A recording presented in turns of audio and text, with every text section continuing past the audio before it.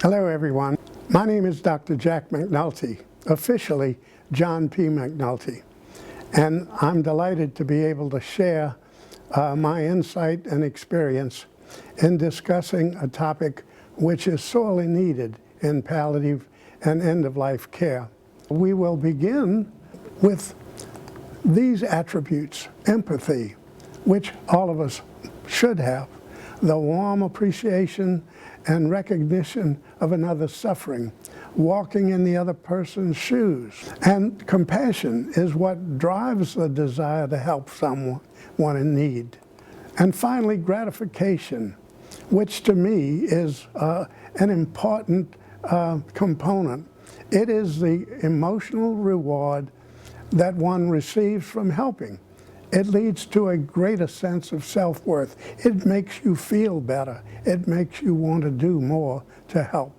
So we begin with probably the most difficult conversation, breaking bad news. And there is a 6-step protocol called SPIKES, which leads one through this protocol. And, you know, it is the responsibility of the doctor to break bad news. And over the past 2 generations, in the teaching of physicians and nurses, that ability to take that responsibility and follow through has not been as good as it should. Of course, everyone dislikes breaking bad news. Death and dying are something that we try to avoid, but doctors have that responsibility. First, set up the interview. Come prepared for the meeting. Know something about this patient so that you can lead the conversation. Be sure to have some privacy, soft lighting. Introduce yourself to whomever is there. Meet and greet everyone. By making eye contact and using a warm voice tone wherein you are respectful and relaxed is the first way to begin a relationship with that patient and family. Find out what they know. Ask, what did the doctor tell you about your condition?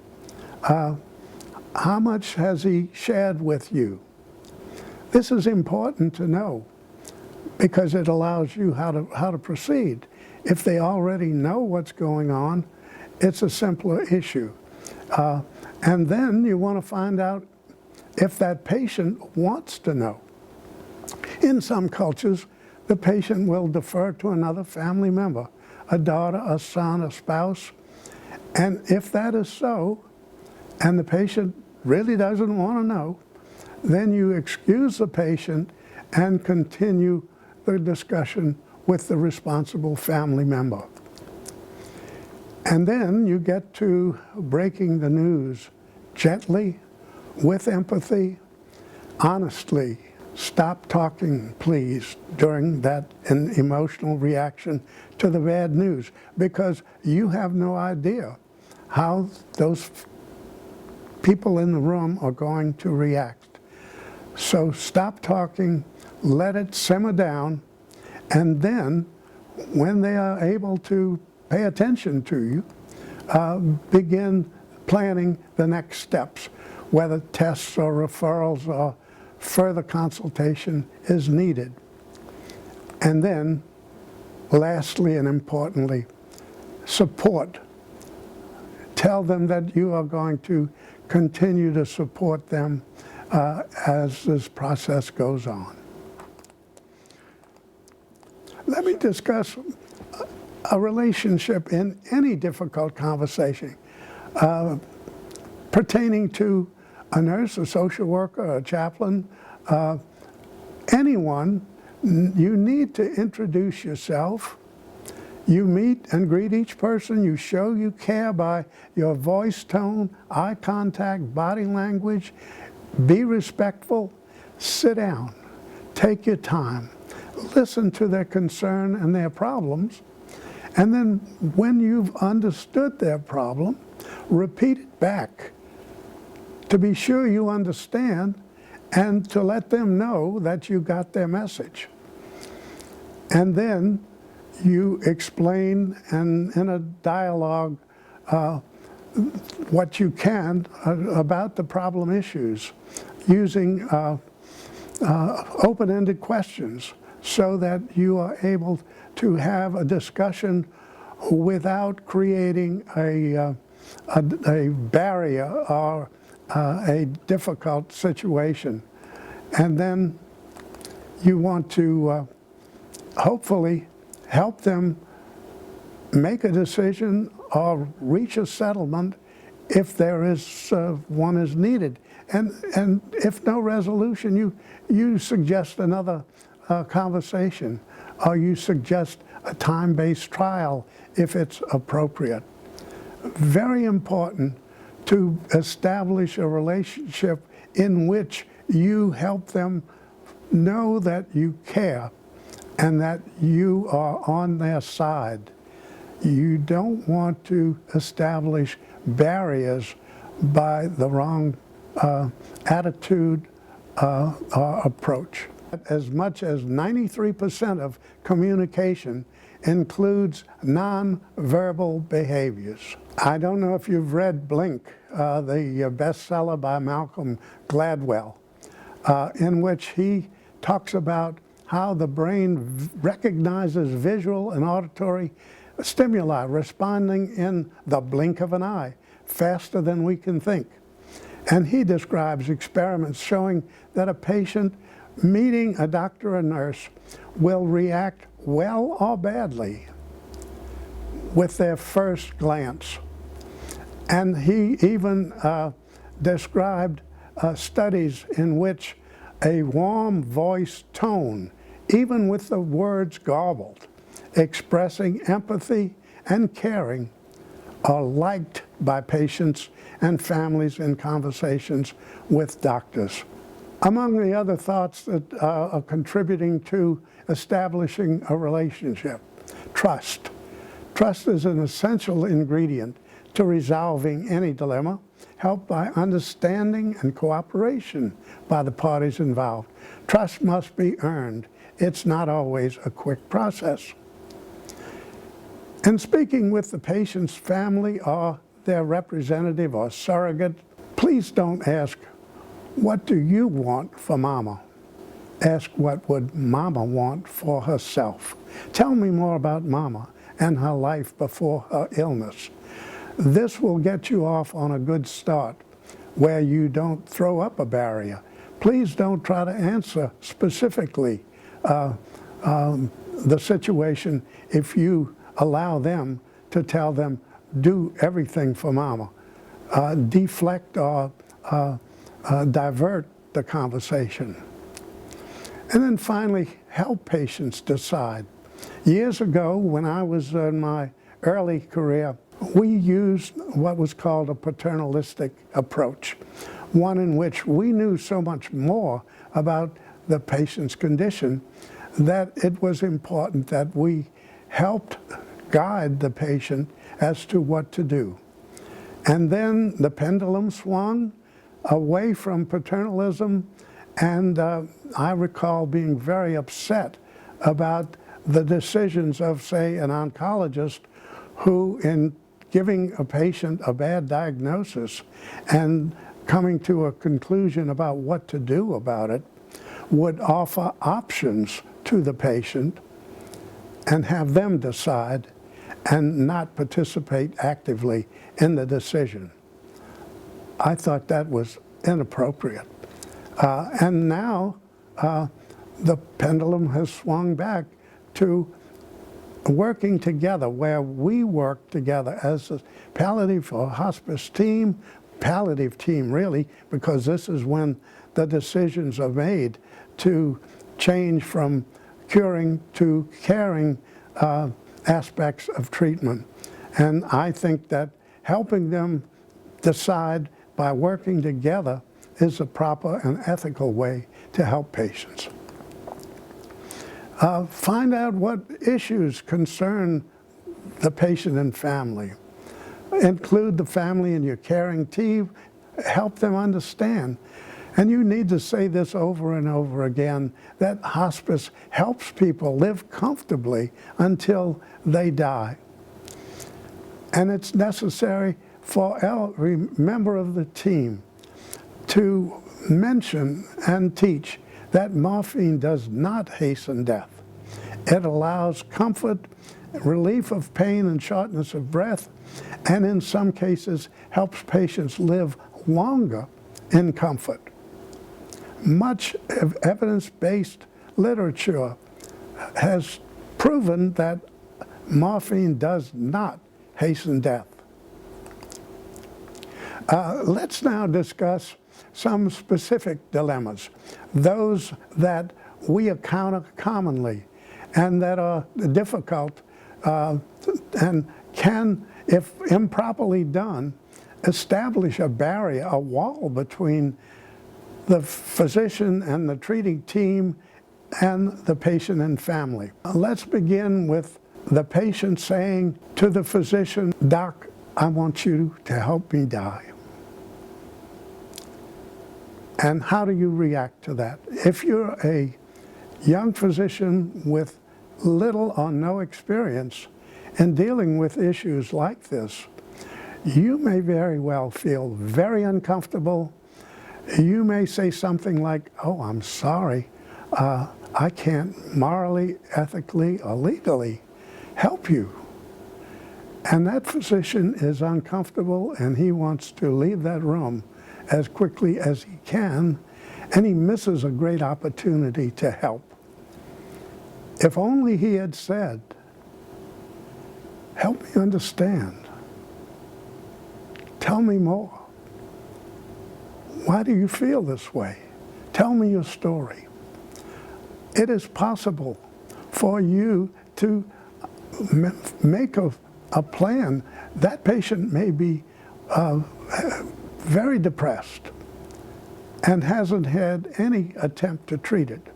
That patient may be in really bad pain and no one has been able to help. And believe me, helping someone with intractable or severe pain is something that we can do very well. And, you know, many people want to commit suicide in an instinctive or emotional reaction to something in their life, and that those who survive that emotional attempt at suicide, 80% never try again. And so you want to be able to step in and at least attempt. Now, I will grant you that there will be patients who want to die and intend to die, and even with your best efforts, you may not be able to help that. But that doesn't mean that you shouldn't try. Another common dilemma. The family says, "Do everything possible for Mama. We want everything done." Please try to deflect or divert this. Please don't try to answer that question without having done something like this. "Please tell me more about Mama. Tell me about Mama, but before her illness began. You love Mama. The more I know about Mama, the better I can help her. And so let's have a conversation about that and try to avoid throwing up that barrier or conceding that you are going to do everything possible, which in this case may be inappropriate, very inappropriate, and lead to prolonging death, creating increased suffering, and it's all because the family is emotionally involved and doesn't know enough about her condition to make a reasonable logical decision. Another one that we frequently confront: do you mean Daddy will starve to death without a feeding tube or IV fluids? Please don't answer that directly. Again, ask him to tell you more about Daddy. What happened in the hospital? What led to him being in the hospital? And how did they treat him? That Daddy may be full of fluids. He may be stuffed with IV fluids, and it would be harmful to do so. If he's in a stage of the journey to death where he is no longer interested in eating or drinking, and death is within a few days, a feeding tube is inappropriate. You can educate them about the complications of feeding tubes and the inefficient use of a feeding tube, or the complications that will result. And every once in a while, if a patient is in hospice and the family is adamant about fluids, and it is not a situation where you will harm the patient, you may compromise. You may compromise because if you don't compromise, the patient won't enter hospice and won't get good care. And if you give IV fluids as a therapeutic trial, you might say, well, let's try some fluids and see if this helps. Would you agree that in 3 or 4 days, that if he's getting worse, that he's not responding, wouldn't it be reasonable to stop those, because he's on a journey that his death is imminent, and you appeal to their ability to reach a reasonable decision? Not always easy. You may have to have conversations more than once. What about when the family says to you emphatically, no morphine, no morphine? Again, you want to know why. It may be that that patient is allergic to morphine or has had an adverse effect from morphine, and that's fine. You substitute something else. If it's because they have a bias, a prejudice, or has a myth about how patients go into hospice, they give them morphine and the patient dies. Education, the ability to get through to families about morphine is the most important medicine that we have at the end of life. And you educate them why. And you substitute another drug if they're hung up on no morphine, because they deserve to get relief from the suffering that they have. Another one that we often hear: don't tell Mama she's in hospice, or don't tell Mama that she's going to die. Most of the time, Mama knows that she's going to die. She may not have been told that she's in hospice, but she really should be, because hospice represents a standard of care, and that she'll be much more comfortable. But that's a conversation that takes a little time and developing a relationship so that you find out, if possible, from Mama what she knows, preferably when the family's not hovering around, because it's very possible that Mama knows that she's in hospice or knows that she's going to die and wants to protect the family. I recall an instance a few months ago when this husband and wife The wife knew that she was dying of cancer.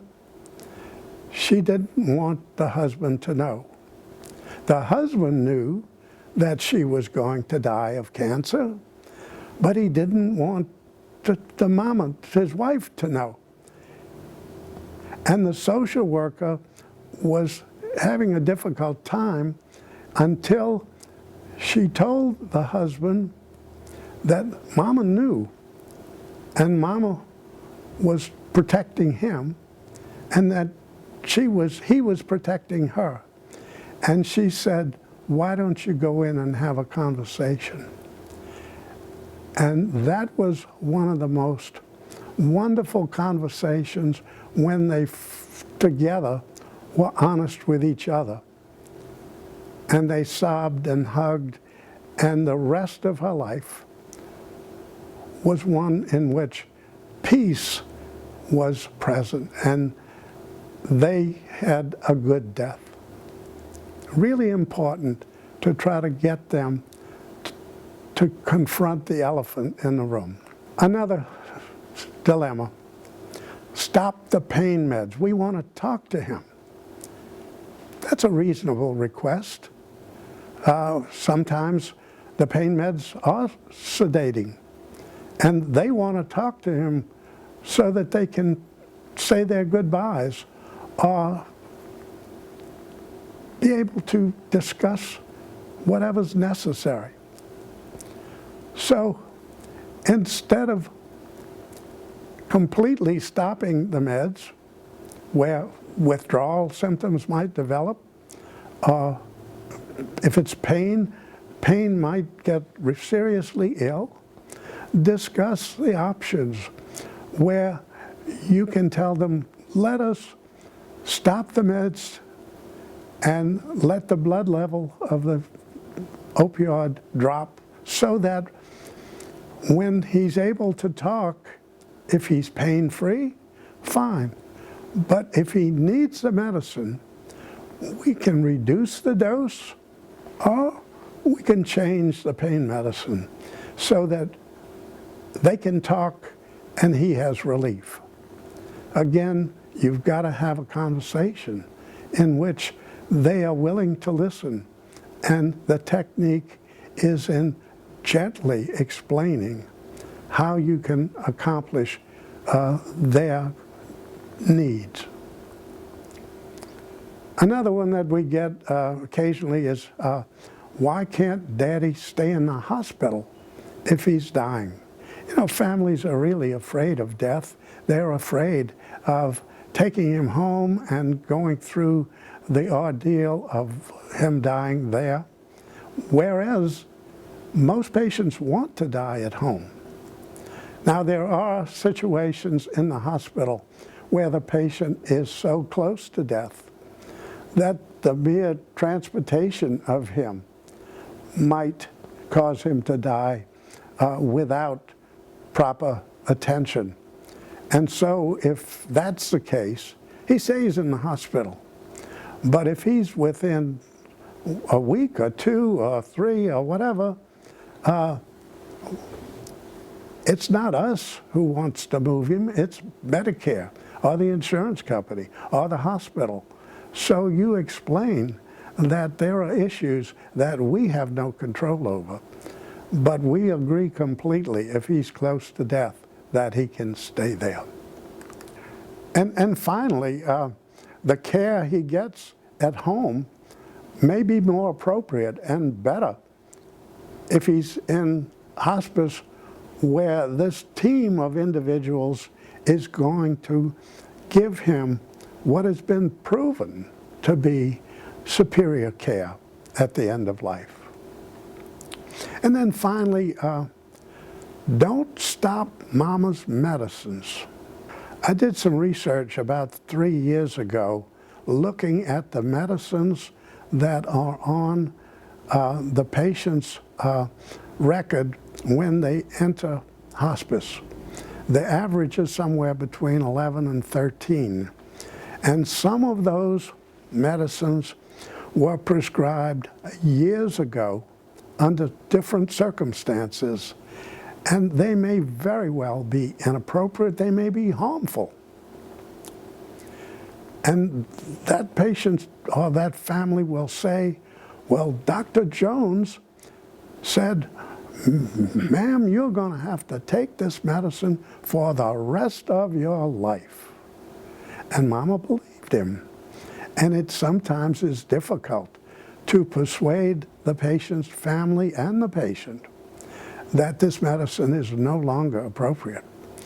And in our study, we were able to reduce the medicines by being able to show them that they were inappropriate, they were harmful, they were duplicates, they were treating something that she no longer had.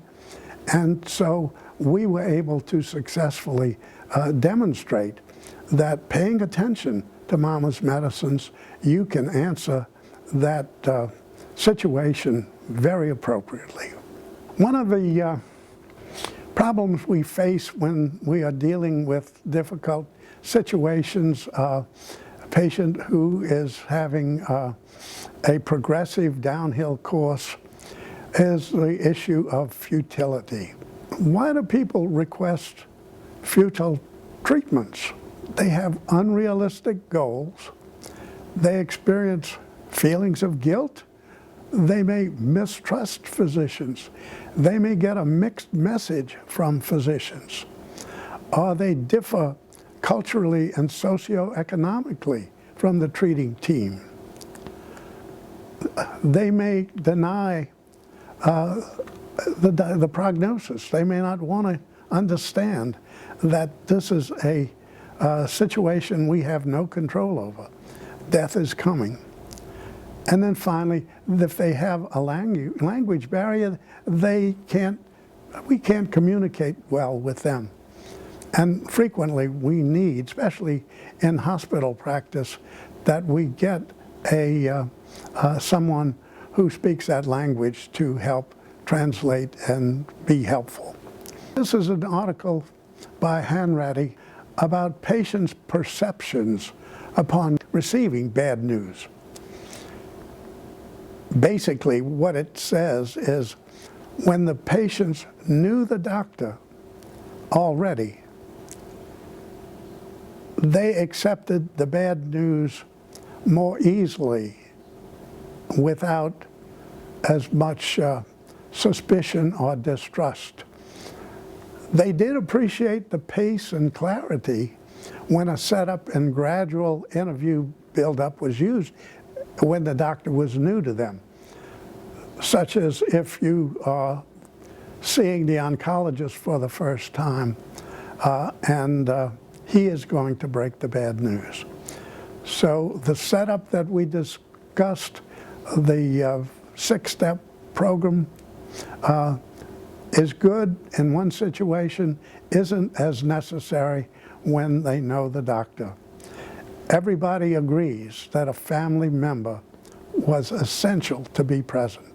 You can imagine if someone is by themselves and is told something, their life is flashing before them, their thoughts are chaotic, they might remember much of what was said. One group of patients seldom received specific knowledge, and that was heart failure patients, in which it was most often specialty nurses, not the cardiologist, breaking the bad news. And that's changing. There has been an effort on the part of the cardiology community to help them become more familiar and more comfortable with breaking bad news and knowing when to change the protocol from curing to caring. One of the important things that the interdisciplinary team can do is explain the dying process to families who often don't know what to expect. And education of the family allows them to understand how we can achieve a natural death, what we term a good death, as contrasted to a bad death.